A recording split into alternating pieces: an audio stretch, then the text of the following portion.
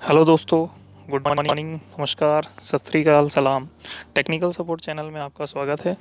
मेरा नाम मोहम्मद आसिफ है। आज मैं आपके लिए एक एप्लीकेशन लेके आया हूं जो आपको फील्ड पे मदद करे, लेकिन ये application only for LG home appliances के लिए। अगर आप फ्रिज, वॉशिंग मशीन या माइक्रोवेव का काम करते हैं, डिश वॉशर का काम करते हैं और उसमें कोई भी एरर आता है और आपको उस एरर के बारे में नहीं पता होता है, तो इस एप्लीकेशन की मदद से आप उस मशीन को आप अच्छे से रिपेयर कर सकते हैं।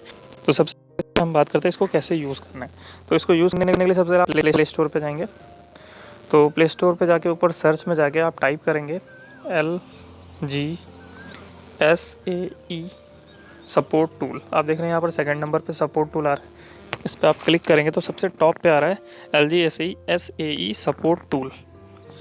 इस पर आप क्लिक करेंगे। जैसे अभी मेरे स्क्रीन पे अनइंस्टॉलर ओपन आ रहा है, आपके स्क्रीन पे ओपन की जगह इंस्टॉल आएगा। आप इस एप्लीकेशन को इंस्टॉल करेंगे। इंस्टॉल करने के बाद आपको ये सीधे ऐप में ले जाएगा। यहाँ पर आप देखेंगे सबसे पहले ये एक लोगो आएगा, फिर यहाँ पर सारे प्रोडक्ट्स आ रहे हैं जैसे washing machine, refrigerator, tumble dryer, dish washer, microwave, styler, ये भी एक एलजी का प्रोडक्ट है, और टेलीविज़न यानी एलईडी से रिलेटेड कोई इशू है। तो सबसे पहले देखते हैं हम वॉशिंग मशीन पे क्लिक करेंगे हम।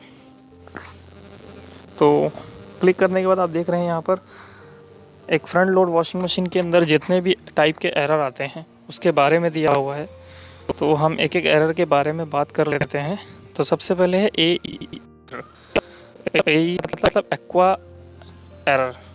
इस पर आप क्लिक करेंगे तो यहाँ पर ये उस एरर के रीज़न के बारे में बता रहा है। देखिए ए के बारे में दिया हुआ क्या लिखा हुआ है, the A error indicate a problem with a leakage inside the application note. The application has safety mechanism installed to prevent flooding the floor if a water leakage occur the safety switch is activated. मतलब machine के अंदर अगर कहीं से भी leakage हो गया है तो उस केस में जो मशीन के अंदर एक सेफ्टी स्विच लगा होता है वो एक्टिवेट हो जाता है, जिससे मशीन ख़राब ना हो। तो ये किस वजह से हो सकता है इसके बारे में दिया हुआ है। This can be caused by, क्या क्या रीज़न हो सकते हैं। तो सबसे पहले आप देख रहे हैं अगर मशीन के अंदर कहीं से वाटर लीकेज होगा तो उस केस में हो सकता है। दूसरा आप देख रहे हैं आ डैमेज इनलेट होज, जो आप वॉशिंग मशीन के अंदर इनलेट पाइप लगा होता है और मशीन के अंदर इनलेट पाइप से डिस्पेंसर तक जाता है, वो पाइप में कहीं अगर लीकेज है तो उस केस में हो सकता है। या सेफ्टी स्विच फॉल्ट हो जाता है। अब इसको सॉल्व करने के लिए आपको नीचे स्टेप्स दिए गए। सबसे पहला check for leakage around the application, आपको लीकेज चेक करना है। Check the inlet hose for loose connection, आपको कहीं से देखिए वो कटा वटा तो नहीं है। चेक द एक्वा लॉक, मतलब जो एक्वा लॉक स्विच होता है उसको चेक करना है। वो मशीन के बॉटम साइड में एक स्विच लगा होता है, माइक्रो स्विच होता है, और उसमें एक थर्माकोल लगा होता है। अगर वो पानी आने की वजह से अगर फ्लोट करेगा तो उसके इसमें स्विच प्रेस हो जाएगा, तब वो एरर आ सकता है। फिर आप अनप्लग करेंगे मशीन को, 60 सेकंड वेट करेंगे, मशीन को रीस्टार्ट करेंगे, और अगर मशीन प्रॉब्लम सॉल्व हो जाती है तो देखना है check the complete water path for leakage that hose gasket are not damage. एक चीज़ और देख लेनी है, जो डोर के ऊपर गैस्केट लगी होती है वो कहीं से डैमेज तो नहीं है। सेफ्टी स्विच को चेक करना है। ये सब चीज़ें अगर सही हैं तो देन फिर पीसीबी से आपको चेक करना है पीसीबी शॉर्ट तो नहीं होगी। तो ये था एक एरर के बारे में। इसी तरीके से आप और भी एरर के बारे में बात कर सकते हैं। जैसे सी एरर है, ये किस वजह से आता है।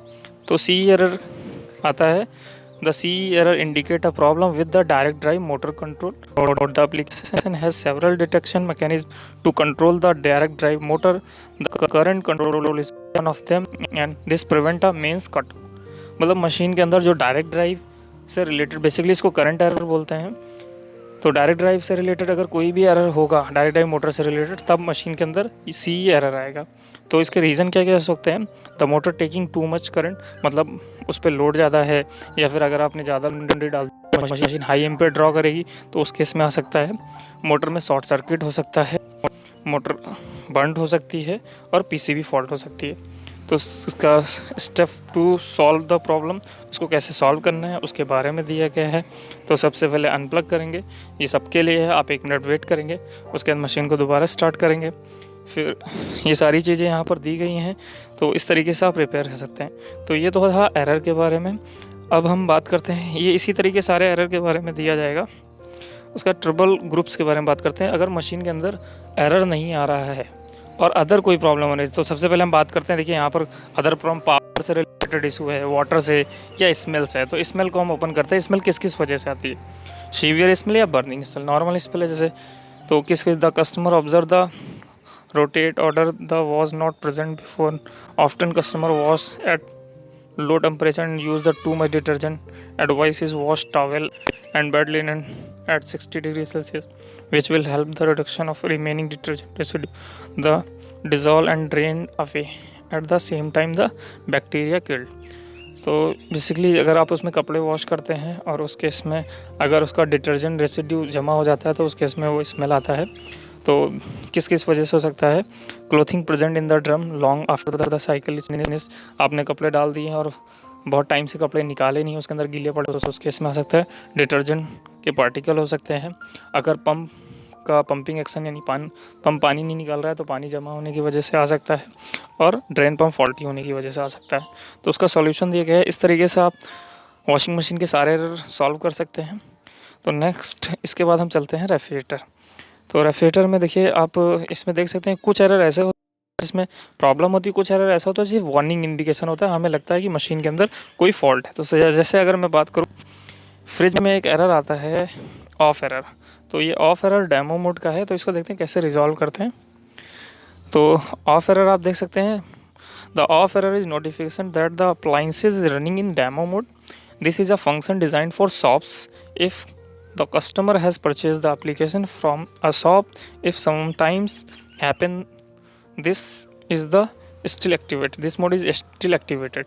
मतलब जब ये डीलर डिस्ट्रीब्यूटर के शॉप पे होता है तो वहाँ पर जो एसएससी होता है वो इसको डेमो मोड पे एक्टिवेट करता है। डेमो मोड एक्टिवेट करने पे कंप्रेसर ऑन नहीं होता है, ओनली सिर्फ अंदर की एलईडीज़ जलती हैं और डिस्प्ले काम करता है। तो उस केस में कस्टमर के वहाँ जाता है और अगर वो डेमो मोड डीएक्टिवेट नहीं हुआ है तो उस केस में मशीन कूलिंग नहीं करेगा और एरर देगा। तो अगर आपको पता नहीं होगा तो आप मशीन के अंदर स्पेयर चेंज करेंगे, बट ऐसा नहीं है। तो इस केस में आप डेमो मोड को डीएक्टिवेट करने के लिए इसमें आपको क्या करना है, तो इसका देखिए सॉल्यूशन दिया हुआ है। Hold the refrigerator button at the same time tap express freeze 3 time. मतलब रेफ्रिजरेटर बटन को दबा के एक्सप्रेस फ्रीज बटन को 3 बार आपको प्रेस करना है। 3 बार प्रेस करने के बाद उसमें एक डिंग साउंड आएगा और आपका डीएक्टिवेट हो जाएगा। ये मॉडल वाइज अलग अलग भी होता है, अगर इससे नहीं होता है तो दूसरा तरीका इसमें दिया हुआ है। आप रेफ्रिजरेटर और एक्सप्रेस फ्रीज बटन को 3 सेकंड तक लगातार प्रेस करके रखेंगे। इन 2 तरीके से आप मशीन में ऑफ एरर रिजॉल्व कर सकते हैं। तो दोस्तों आप देख सकते हैं इसमें इस तरह के बहुत सारे एरर होते हैं, तो सारे एरर के बारे में दिया गया है।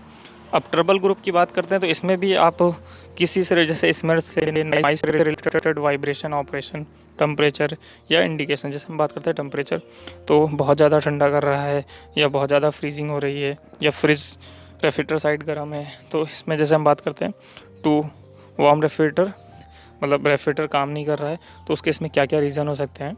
तो customer observe a too high temperature in the fridge room, for example butter is very soft. मतलब रेफ्रिजरेटर में उसने बटर रखा हुआ, वो बहुत ज़्यादा सॉफ्ट है, तो कस्टमर कंप्लेंट कर सकता है। तो उसके रीज़न क्या क्या हो सकते हैं।